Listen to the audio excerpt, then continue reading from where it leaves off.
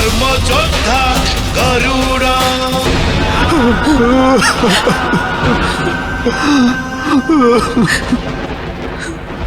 क्रोध मध्य सेहीपरि बड़ दोष माता, जेते बड़ मोह एवं आश्चर्य, निज क्रोधरे मु निजर पीड़ा एवं पश्चाताप को देखी पारिली नाही।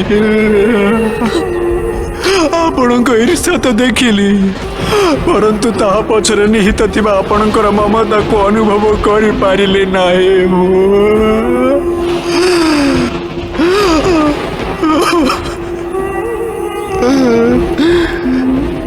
मो द्वारा भूल हो गला माता।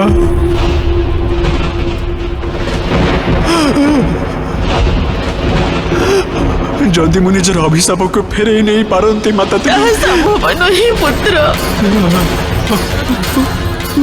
पाइबी नहीं। अभिशाप मो नर्कर द्वार खोली देछि पुत्र। एपरी नर्क जोठार मु कदापि मुक्त हो पारिबिनी।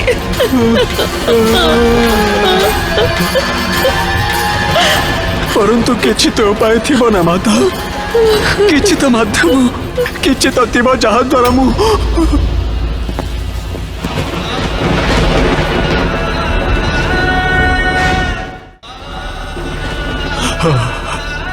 माता, जदि आपणकर गोटे पुत्र आपण को भीषण अभिशाप देछि,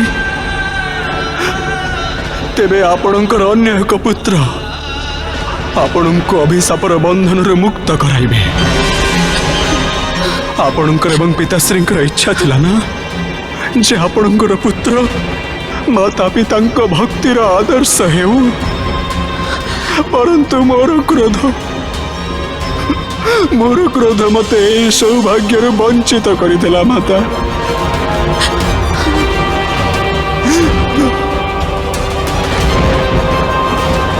एवं वर्तमान मोर ही वरदान,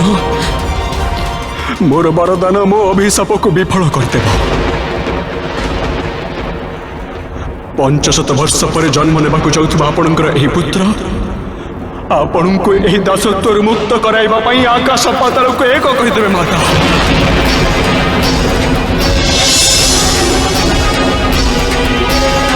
एही संसार रे परोपकार एपरी आदर्श प्रस्तुत करिवे जे तांक महिमार गुणगान जुग जुग पर्यंत करा जिबा।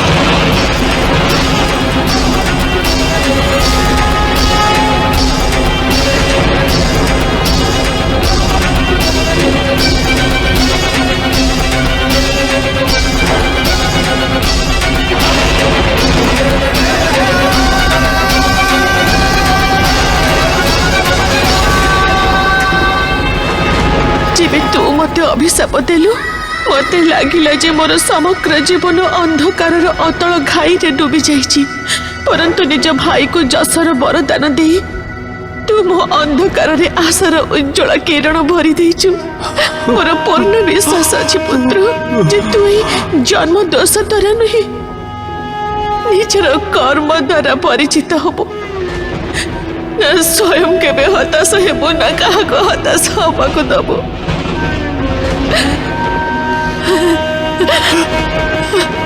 एबे आपण श्रद्धा एवं धैर्यर सहित 500 वर्ष पर्यंत मो भ्रातांक जन्म नेबार प्रतीक्षा करिवे माता।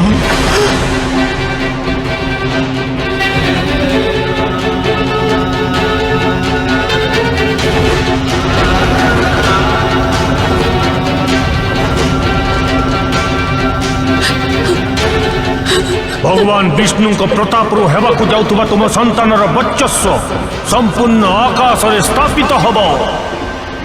महाबुद्धिमान महाबलशाली आकाशर इंद्र बोलाइबे सीए, आकाशर इंद्र बोलाइबे सीए।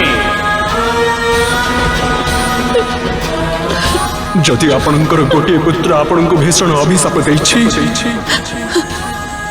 तेबे आपणकर अन्य एक पुत्र आपण को सही अभिशापर बंधन मुक्त कराइबे।